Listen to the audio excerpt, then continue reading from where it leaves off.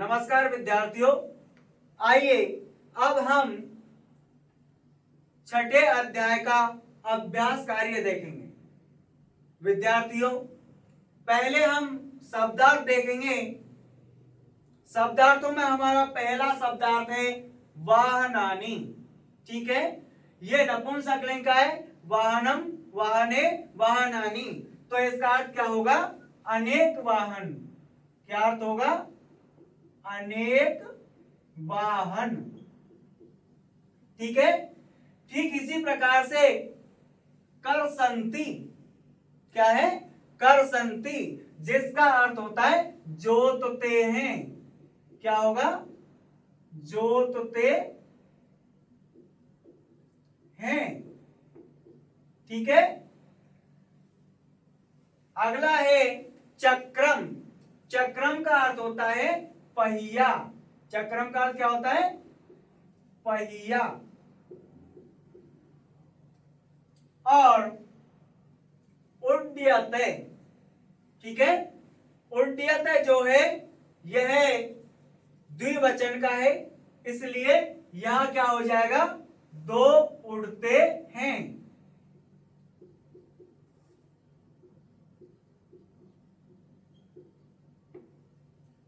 दो उड़ते हैं।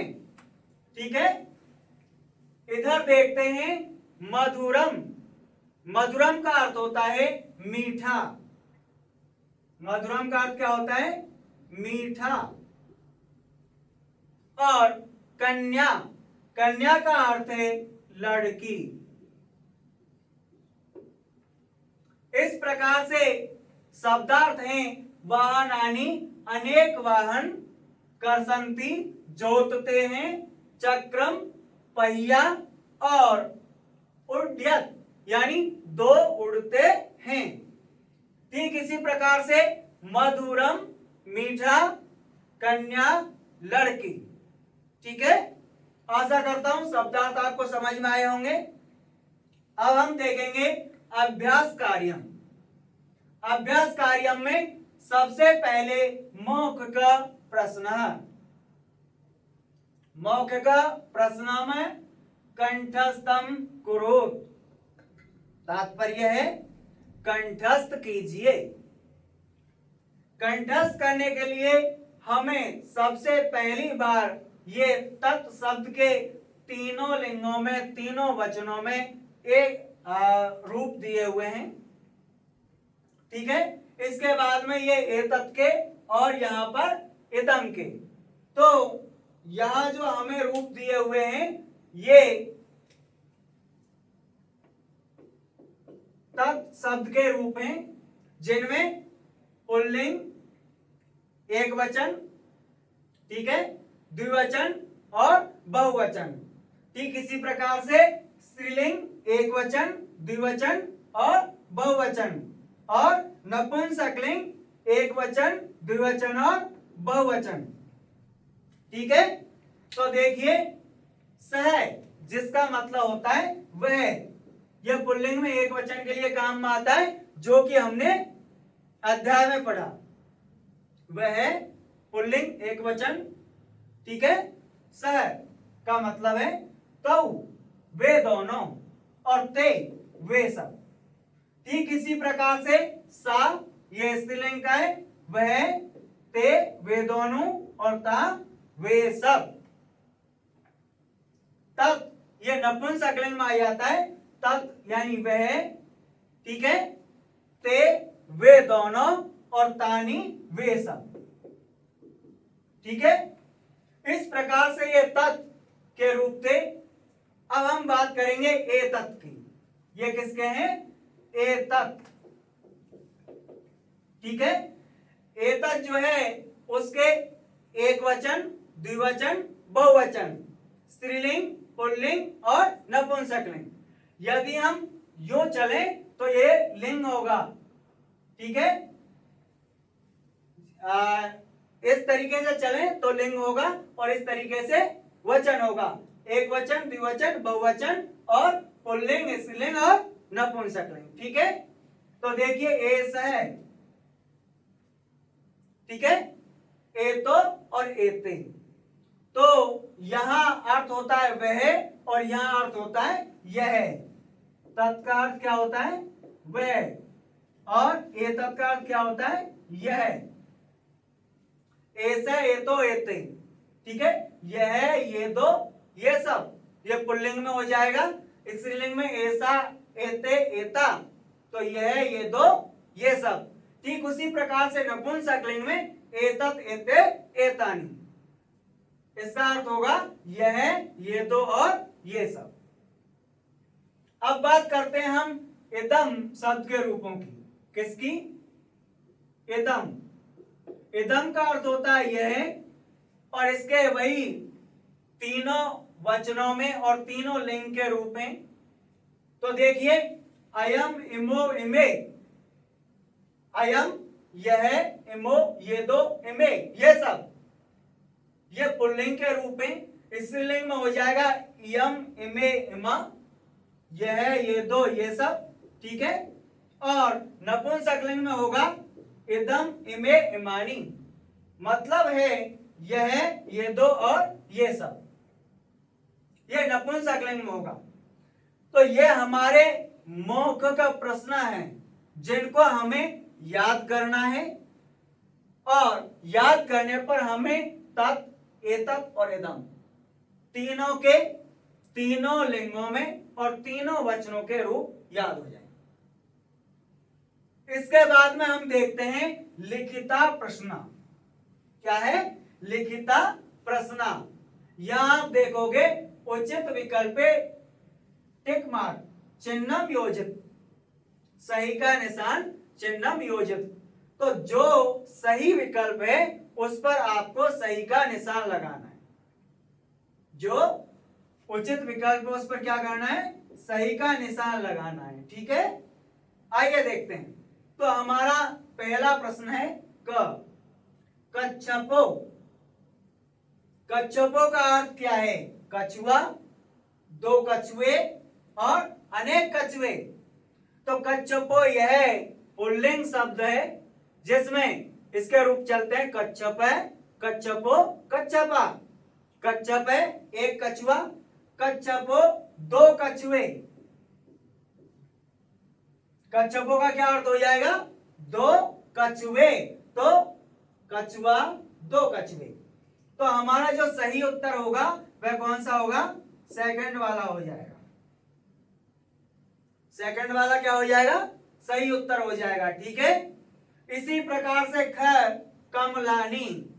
तो कमल शब्द जो है यह नपुंसकलिंग है। कमलम, एक कमल, कमले, दो कमल, और कमलानी, अनेक कमल। तो यहां कमलानी का अर्थ है अनेक कमल। यहां हमें ऑप्शन मिलते हैं कमल, दो कमल और अनेक कमल। तो कमलानी का अर्थ क्या है? अनेक कमल। यहां कमलानी का अर्थ अनेक कमल से है, ठीक है। अब बात करते हैं हम ग। ग में देखिए कन्या। कन्या का अर्थ है लड़का, लड़की और कमल। कन्या एक वचन का शब्द है, तो एक वचन है और स्त्रीलिंग का शब्द है। इसका अर्थ होता है लड़की। तो हमें ऑप्शन में दूसरा, ठीक है, दूसरा सही होगा जिसमें लिखा हुआ है लड़की। घर, उड्डयतः। उड्डयतः का अर्थ है उड़ता है, दो उड़ते हैं और अनेक उड़ते हैं। यहां देखिए उड्डयतः, तो यह द्विवचन का रूप है। द्विवचन का रूप होने की वजह से इसका अर्थ हो जाएगा दो उड़ते हैं। क्या अर्थ हो जाएगा? दो उड़ते हैं। तो इस पर हमें सही का निशान लगाना होगा। इस तरीके से आपको समझ में आया होगा। ये इसके रूप हमने तत् के रूप देखे, एतत् के देखे और इदम के। इसी प्रकार इन प्रश्नों को हल किया। कच्छपो यानी दो कछुए, कमलानी मतलब है अनेक कमल, कन्या सही है लड़की, उड्डयते जिसका सही अर्थ है दो उड़ते हैं। आइए अब हम अगला प्रश्न हल करते हैं। आइए अब हम दूसरा अभ्यास प्रश्न हल करते हैं। विद्यार्थियों, दूसरा है रिक्त स्थानेषु उचित क्रियापदानि लिखत। रिक्त स्थानों में उचित क्रियापद लिखिए। यहां आपको वाक्य दिया हुआ है, आगे रिक्त स्थान है। आगे ये जो रिक्त स्थान है इसमें हमें क्रिया का उचित पद भरना है। हम यहां पर उचित पद भरेंगे तो आइए देखिए, हमें दे रखा है फलानी। फल शब्द नपुंसकलिंग है और फलानी बहुवचन का है। फलम फले फलानी। और यहां हमें दो क्रियाएं दी हुई हैं। एक है पततः जो द्विवचन की है और एक है पतंती जो बहुवचन की है। विद्यार्थियों, हम यह देख चुके हैं कि फलानी यह बहुवचन का शब्द है, इसलिए इसके साथ क्रिया भी कैसी लगेगी? बहुवचन की लगेगी। तो फलानी के साथ क्या हो जाएगा? फलानी पतंती। क्या हो जाएगा? फलानी पतंती। ठीक है, तो क्रिया का सही रूप क्या होगा? पतंती। इस पर आप टिक मार्क भी लगा सकते हैं। ठीक है, क्या सही है? पतंती। और रिक्त स्थान में हमने पतंती भर दिया। अब बात करते हैं मयूरा। तो मयूरा, मयूर एक पुल्लिंग शब्द है। तो मयूरे, मयूरो, मयूरा। मयूरा बहुवचन है, ठीक है, पुल्लिंग बहुवचन। और यहां हमारे पास क्रिया है नृत्यतः, नृत्यंती। नृत्यतः ये द्विवचन की है और नृत्यंती ये बहुवचन की है। यह हमारे पास मयूरा बहुवचन में है तो क्रिया भी बहुवचन की, इसलिए यहां क्या हो जाएगा? नृत्यंती।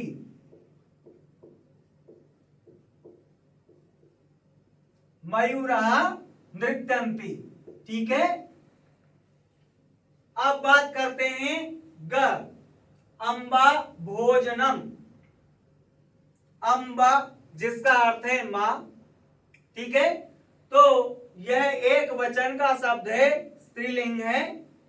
और यह क्रिया ये एक वचन की है और ये बहुवचन की है। तो अम्बा एक वचन का शब्द है तो हमें क्रिया भी एक वचन की ही लगानी होगी। तो हम क्या करेंगे? अम्बा भोजनम पचती। क्या लिखेंगे? अम्बा भोजनम पचती। मां भोजन पकाती है। क्या हो जाएगा? मां भोजन पकाती है। फलानी पतंती। ठीक है, अनेक फल गिरते हैं। मयूरा नृत्यंती। अनेक मोर नाचते हैं। ठीक है, अम्बा भोजनम पचती। मां भोजन पकाती है। तो यहां तक आपने देखा। आगे देखिए सैनिको देशम।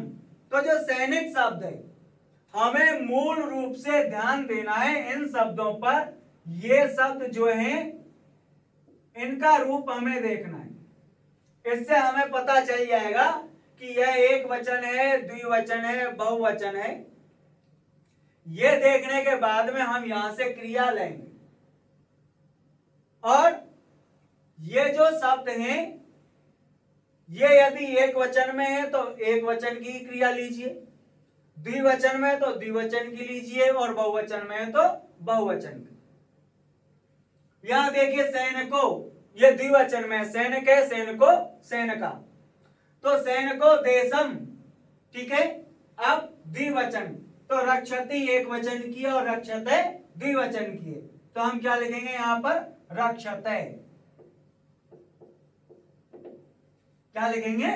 रक्षते, सैनको देशम रक्षते। अब मैं बात करता हूं कच्छपा सने सने। तो कच्छपा जो है, कच्छपा शब्द जो है वह बहुवचन का है। कच्छपे, कच्छपो, कच्छपा, कच्छपा सने सने। ठीक है, तो यहां हमारे पास दो क्रियाएं हैं, एक है चलती और एक है चलंती। कच्छपा सने सने चलंती। ठीक है, क्या हो जाएगा? चलंती। अनेक कछुए धीरे धीरे चलते हैं। यदि यहां पर कच्छपे होता, यदि यहां पर कच्छपे होता तो कच्छपे सने सने चलती। क्या लिखते हैं हम? कच्छपे सने सने चलती, क्योंकि ये एक वचन के लिए होती। यदि कच्छपे एक वचन में होता तो हम क्या करते? चलती लिखते। यहां कच्छपा ये बहुवचन में है तो हमने बहुवचन की क्रिया लगाई, अनेक कछुए धीरे धीरे चलते। अब देखते हैं कमलानी। ये बहुवचन में, कमलम कमले कमलानी। तो कमलानी विकसती एक वचन की क्रिया और विकसंती बहुवचन की क्रिया है। तो कमलानी विकसंती। क्या लिखेंगे? कमलानी विकसंती। अनेक कमल विकसित होते हैं, अनेक कमल खिलते हैं। आशा करता हूं आपको यहां तक समझ आया होगा। अब आगे देखते हैं तीसरा अभ्यास प्रश्न। तृतीय अभ्यास प्रश्न जो है वो कहता है अधोलिखितेषु वाक्येषु रेखांकित पदानि शुद्धानि कुरु। नीचे लिखे हुए वाक्यों में रेखांकित पदों को शुद्ध कीजिए।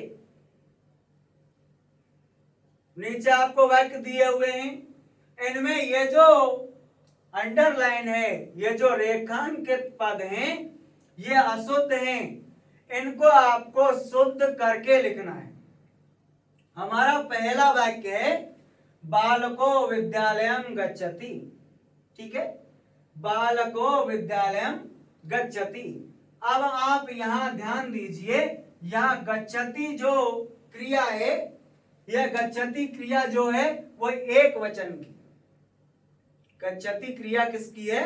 गच्छति क्रिया एक वचन की है। तो यहां पर बालको जो है, बालक का एक वचन का रूप होगा, बालक का एक वचन का रूप होगा और हम लिखेंगे बालक विद्यालयम गच्छति। ठीक है, बालक विद्यालयम गच्छति, क्योंकि यहां गच्छति क्रिया जो है वो एक वचन की है और एक वचन की क्रिया होने के कारण हम कर्ता भी एक वचन का ही लिखेंगे। तो बालक का एक वचन में रूप जो है वो बालक होता है। अब बात करते हैं दूसरे वाक्य की। चटका उत्पत्ति। चटका उत्पत्ति। तो देखिए, चटका, चटके, चटका। तो चटका जो है यहां पर बहुवचन का है। चटका किसका है? बहुवचन का। और यहां पर जो क्रिया है वो एक वचन की है। तो जब हम इसे ठीक करेंगे तो चटका का भी एक वचन का रूप लिखेंगे। चटका, चटके, चटका। तो हम लिखेंगे चटका। ठीक है, चटका उत्पत्ति, यानी चिड़िया उड़ती है। बालक विद्यालयम गच्छति, बालक विद्यालय जाता है। चटका उत्पत्ति, चिड़िया उड़ती है। आगे देखिए, कलिके विकसति। तो कलिका, कलिके कलिका। तो ये जो कलिके है ये द्विवचन में है और विकसती जो क्रिया है वो एक वचन की है। विकसती क्रिया एक वचन की है तो हम कलिका का भी एक वचन का रूप लिखेंगे। इसलिए हम कलिका का क्या कर देंगे, कलिके का कलिका कर देंगे। कलिका, कलिका विकसती। क्या अर्थ होगा, कली खिलती है। क्या अर्थ होगा, कली खिलती है। ठीक इसी प्रकार से अश्वः तीव्रम धावती, यहां हमारे पास धावती क्रिया जो है वो एक वचन की है और अश्व जो है वो बहुवचन का रूप है, इसलिए इसे भी हम एक वचन में ले आएंगे और हमारा एक वचन का रूप हो जाएगा अश्वः। क्या हो जाएगा, अश्वः। तीव्रम का मतलब है तेज, तो अश्वः तीव्रम धावती मतलब है घोड़ा तेज दौड़ता है। अश्वः तीव्रम धावती, घोड़ा तेज दौड़ता है। और अब है कन्ये नृत्यंती, तो नृत्यंती क्रिया जो है वो बहुवचन की है और कन्ये जो है वो द्विवचन में है, इसलिए कन्या का हम बहुवचन बनाएंगे कन्या। क्या कर देंगे, कन्या। और नृत्यंती, कन्या नृत्यंती, अनेक कन्याएं नाचती हैं। ठीक है, तो इस प्रकार से अधोलिखित वाक्यसु रेखांकित पदानि शुद्धानि कुरु। तो ये जो रेखांकित पद हैं ये अशुद्ध हैं, हमें क्रिया देखनी है और क्रिया के अनुसार उनको शुद्ध करना है। इस प्रकार हमने ये शुद्ध किए। आइए अब अगला प्रश्न देखते हैं। आइए अब हम चौथा अभ्यास प्रश्न हल करते हैं। चौथा अभ्यास प्रश्न है अधोलिखितानि वाक्यानि बहुवचने परिवर्तयत। नीचे लिखे वाक्यों को बहुवचन में बदलिए। नीचे लिखे हुए वाक्यों को हमें बहुवचन में बदलना है। ये एक वचन और द्विवचन में है, इनका हमें बहुवचन बनाना है।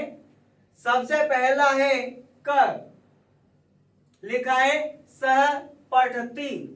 ठीक है, तो सह का बहुवचन होगा सह तौ ते। ठीक है, क्या लिखेंगे हम, ते। और पठती का बहुवचन पठती, पठतः, पठन्ति। तो पठती का क्या हो जाएगा, पठन्ति। और ये हो गया बहुवचन। से को हम बहुवचन में बदलेंगे तो बोलकर देख लेंगे सह तौ ते। बहुवचन का रूप आ गया ते, हमने सह की जगह क्या लिख दिया, ते लिख दिया। सह को हमने ते में बदल दिया। ठीक उसी प्रकार से पठती एक वचन का रूप है, तो पठती, पठतः, पठन्ति। पठन्ति ये हमारे पास बहुवचन का रूप आ गया, तो पठती को हमने पठन्ति में बदल दिया। इस प्रकार सह पठती का हो गया ते पठन्ति। अब हम बदलेंगे बालको हंसते। बालको ये द्विवचन में है, तो बालका क्या हो जाएगा, बालका। और हंसते ये द्विवचन की क्रिया है, हंसते का हो जाएगा हसंती। क्या हो जाएगा, हसंती। ठीक है, बाल कहा हसंती ये बहुवचन में हो गया। ठीक इसी प्रकार से कन्या लिखती।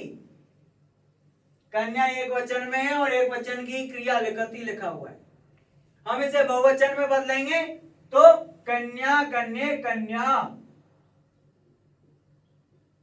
कन्या। क्या हो जाएगा, कन्या। ठीक है, बहुवचन हो गया। और लिखती का लिखती, लिखता, लिखंती। क्रिया क्या हो जाएगी, लिखंती। ठीक है, अगला है को खादतः। ठीक है, तो क को जब हम बहुवचन में ले जाएंगे तो इसका रूप आ जाएगा हमारे पास के। क्या रूप आएगा? के। और खादते का हो जाएगा खादंती। तो के खादंती। ठीक है, के खादंती। और देखिए अगला है फलम पतति। क्या है? फलम पतति। तो फल का बहुवचन का रूप होता है फलानी। फलम फले फलानी, बहुवचन हो गया। और पतति का पतति पतते पतंती। क्या हो जाएगा? पतंती। ठीक है, फलानी पतंती, अनेक फल गिरते हैं। अब बात करेंगे कलिके विकसत। तो कलिका, कलिके, कलिका ये द्विवचन में है, इसका बहुवचन बनाएंगे तो कलिका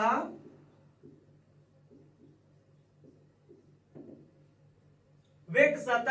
द्विवचन की क्रिया, इसे बहुवचन में ले जाएंगे विकसंती। क्या हो जाएगा? विकसंती। आइए एक बार दोहरान करते हैं। स पठति, ये एक वचन में, बहुवचन बनाया ते पठंती।